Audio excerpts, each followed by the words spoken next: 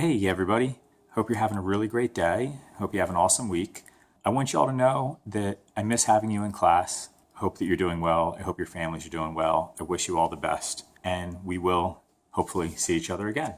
So today we are going over chapter 7, section 3, which is rational exponents. That's for those of you who are still logging into your book and following along there. Now, before we go into rational exponents, we're going to do a quick review of everything that we have covered with exponents to date. All right, so here we go. So far, we've dealt with integer exponents, and the most basic form of that is something like this: 2 to the third power. That's my base, that's my exponent. I write my base this many times in a multiplication problem. Next, let's take a look at this. When you have the same base being multiplied, what you're going to do is add the exponents. When you have an exponent on an exponent, what you're going to do is multiply them. So here we multiply the exponents. 3 times 2 is 6. Here we have a fraction with the same base on top and bottom. Subtract the exponents. Numerator minus denominator. Remember, if the bases are not the same, you can't do this. So if this was 3 to the 5th over 2 to the 2nd, you would just have to leave it alone. Here we have the same thing, but notice what happens here. 3 minus 3 is going to equal 0. And anything to the 0 power equals 1. When you have something that's negative and it has an exponent, remember, if the exponent is even, then the result is going to be positive. If the exponent's odd, it'll be negative.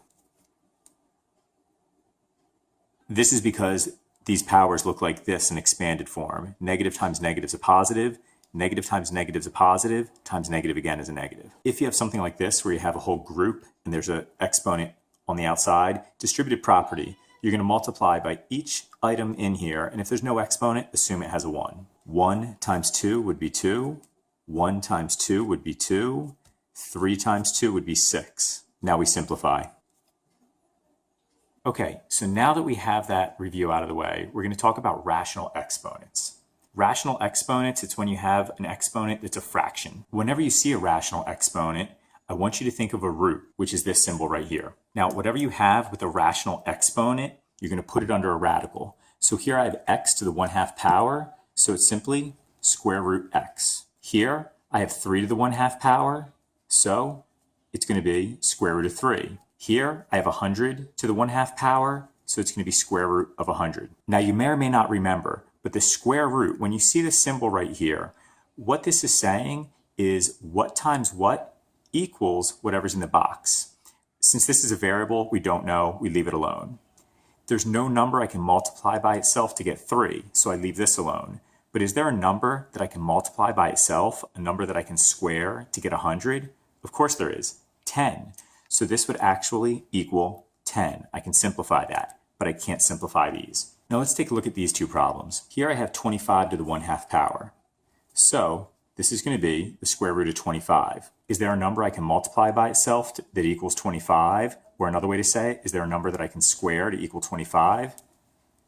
Yeah, the number's 5. 5 squared, or 5 times 5, equals 25. So this is the simplified.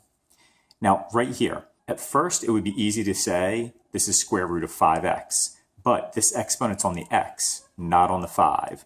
So this would look like the following, just like that. So let's compare that with this.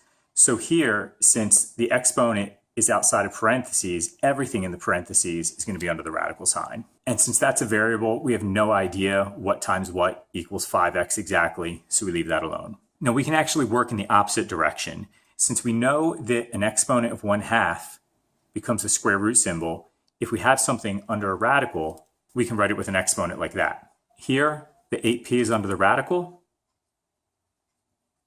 If I write it like that, it would be wrong. Since the 8p is under the radical, I have to write the whole thing to the 1/2 power. Here, only the 8 is under the radical. Here, only the p is under the radical. Make sure you know the difference there. One last thing I want to show you is that a square root symbol and a square are opposites. So the square root of x squared would be x. Why is that? Well, here we have x squared, and we know the symbol means that all of this is to the 1/2 power. And remember from our review, When we have an exponent on an exponent, we multiply these. 2 times 1/2 would be 2 over 2, and 2 over 2 equals 1. And next to the first power is x. All right, if you understand that, you understand everything for this lesson.